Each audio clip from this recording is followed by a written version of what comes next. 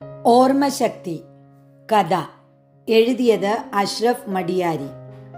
നെയ്യരാണിപ്പുഴ കരകവിഞ്ഞൊഴുകുന്ന ഒരു കോടമഴക്കാലത്താണ് കുഞ്ഞാമ്മദ് കുട്ടി master Nellikunnu UP സ്കൂളിൽ ഭാഷാ അധ്യാപകനായി ചാർജ് എടുക്കുന്നത്. മഴയുടെ കുത്തൊഴുക്കിൽ പുഴയുടെ ഉപരിതലത്തിലൂടെ ഒഴുകി വരുന്ന ഓലയും മരച്ചില്ലകളും പാഴ്വസ്തുക്കളും കലങ്ങി മറിഞ്ഞ് ചായയുടെ നിറമുള്ള വെള്ളത്തിലൂടെ പുഴ എങ്ങോട്ടോ ഒഴുക്കിക്കൊണ്ടുപോയി.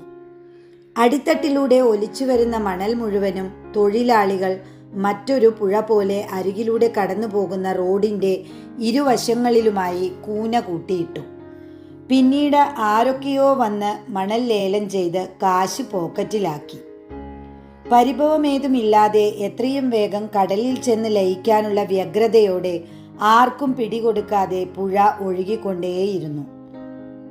ഒരിക്കൽ ഇലാസ്റ്റിക് ബാൻഡിട്ട പുസ്തകക്കെട്ടുകളുമായി പിന്നിയ കുടശീലക്കിടയിലൂടെ ഊർന്നിറങ്ങുന്ന മഴ നനഞ്ഞുകൊണ്ട് വഴിയിൽ കെട്ടിക്കിടക്കുന്ന ചെളിവെള്ളം ചവിട്ടിത്തെറിപ്പിച്ച് സ്കൂളിലേക്ക് നടന്നുപോയ ആ പഴയകാലം ഓർത്തെടുത്ത് പുഴയുടെ സൗന്ദര്യവും ആസ്വദിച്ച് കുഞ്ഞാമ്മദ് കുട്ടി മാസ്റ്റർ നിത്യവും രാവിലെ സ്കൂളിലേക്കും വൈകിട്ട് വീട്ടിലേക്ക് പുഴക്കരയിലൂടെ നടന്നു പോകും.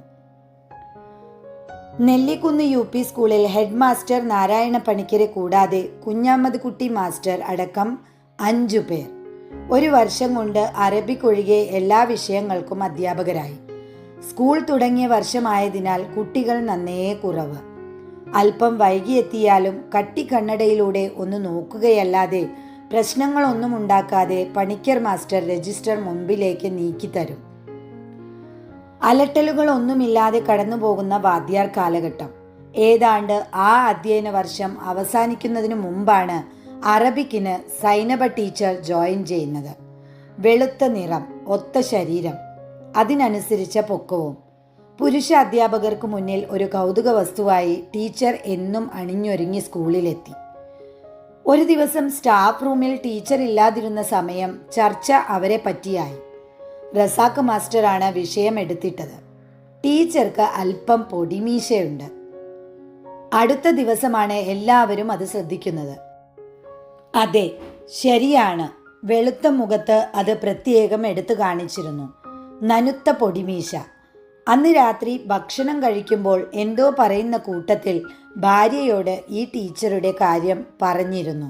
കൂട്ടത്തിൽ ആ പൊടിമീശയുടെയും. മഴയും ശിശിരവും വേനലും വസന്തവും പല ഉരുവന്നു. പുഴയിൽ പലതവണ വെള്ളം കയറി ഇറങ്ങി. പുഴയുടെ ഇരുവോരങ്ങളിലും പുതിയ കോൺക്രീറ്റ് കാടുകൾ മുളച്ചു വന്നു. യുവത്വകാലത്തെ പ്രസരിപ്പും വശ്യതയും ഒഴുക്കിൻ്റെ വേഗതയും നശിച്ച് പുഴ തികച്ചും കിഴവിയായി മാറിപ്പോയി. കുട്ടികളുടെ എണ്ണം കൂടിയതോടെ കൂടുതൽ ഡിവിഷനുകളുമായി സ്കൂൾ പുതിയ കെട്ടിടത്തിലേക്ക് മാറി. മാസ്റ്റർ നടത്തം ഒഴിവാക്കി പുതിയ സ്കൂട്ടർ വാങ്ങിയിരുന്നു. കാഴ്ചയ്ക്ക് അല്പം പ്രശ്നമുണ്ടായിരുന്നത് കണ്ണട മാറ്റിയപ്പോൾ പരിഹരിച്ചു. എങ്കിലും രാത്രി മങ്ങിയ വെളിച്ചത്തിൽ പലപ്പോഴും പ്രശ്നങ്ങൾ ഇല്ലാതില്ല. റിട്ടയർമെന്റിന് മാസങ്ങളെ ബാക്കിയുള്ളൂ എന്ന യാഥാർത്ഥ്യം ഒരു ഞെട്ടലോടെ ഓർമ്മിച്ചുകൊണ്ട് കുഞ്ഞാമ്മദ് കുട്ടി മാസ്റ്റർ ചാരു കസേരയിൽ നീണ്ടു നിവർന്ന് കിടക്കാറുണ്ട്. മകളുടെ കല്യാണത്തിന് ദിവസങ്ങളേ ബാക്കിയുള്ളൂ. പലതും ഒരുക്കാനുണ്ട്. വീടിനും അത്യാവശ്യം ഇനുക്കുപണികൾ വേണ്ടതുണ്ട്. കാലം എത്ര വേഗത്തിലാണ് കടന്നുപോയത്. മകൾ പിച്ചവെച്ച് നടന്നതും ആദ്യമായി തന്നോടൊപ്പം തൻ്റെ വിരലിൽ തൂങ്ങി സ്കൂളിൽ വന്നതുമൊക്കെ ഇന്നലെ കഴിഞ്ഞതുപോലെ തോന്നുന്നു. നാളെ സ്കൂളിൽ നിന്നും വരുമ്പോൾ ആ പണിക്കാരനെ കാണാൻ മറക്കരുതേ. ഇഷ്ടിക നാളെ ഇറക്കുമെന്ന് ആ മേസ്തിരി കുഞ്ഞിരാമൻ വന്ന് പറഞ്ഞിരുന്നു. അകത്തുനിന്നും ഭാര്യ വിളിച്ചു പറഞ്ഞു. അവൾ ഓർമ്മിപ്പിച്ചത് നന്നായി. ഈയിടെ കാര്യങ്ങൾ എളുപ്പം മറന്നുപോകുന്നു.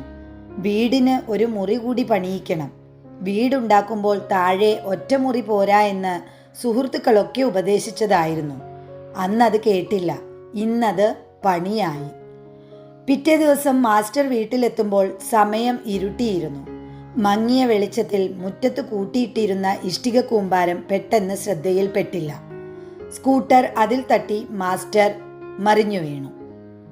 കാൽമുട്ടൽപ്പം പോറിയിട്ടുണ്ട്. സ്കൂട്ടറിൻ്റെ കണ്ണാടിയും പൊട്ടിയിരിക്കുന്നു. അപ്പോഴേക്കും അകത്തു നിന്ന് ഭാര്യയും മകളും ഓടിയെത്തി. വീണതിൻ്റെ ജാള്യതയും ഈർഷ്യതയും ആദ്യം തീർത്തത് ഭാര്യയോടാണ്. അങ്ങനെയാണല്ലോ അതിൻ്റെ ഒരു നാട്ടുനടപ്പ്. നിനക്കിതൊന്ന് നേരത്തെ പറയാമായിരുന്നില്ലേ? മുട്ടിന് നല്ല നീറ്റൽ. തികച്ചും അപ്രതീക്ഷിതമായിരുന്നു അവളുടെ പ്രതികരണം. നല്ല കാഴ്ചശക്തി ഉണ്ടായിരുന്ന ആളല്ലേ? മുൻപ് ആ സൈനബ ടീച്ചറുടെ പൊടിമീശ വരെ കൃത്യമായി കണ്ടിരുന്ന ആൾക്ക് ഇത്രയും വലിയ ഇഷ്ടിക കാണാൻ പറ്റിയില്ല. മാസ്റ്റർ ശരിക്കും പറഞ്ഞാൽ മുട്ടുപൊട്ടിയ വേദന മറന്ന് ആ വെറും നിലത്ത് കുറച്ചു നേരം ഇരുന്നു പോയി. മാസ്റ്റർ അപ്പോൾ ചിന്തിച്ചത് തൻ്റെ കാൽമുട്ടിന് പരിക്ക് പറ്റിയതിനെക്കുറിച്ചോ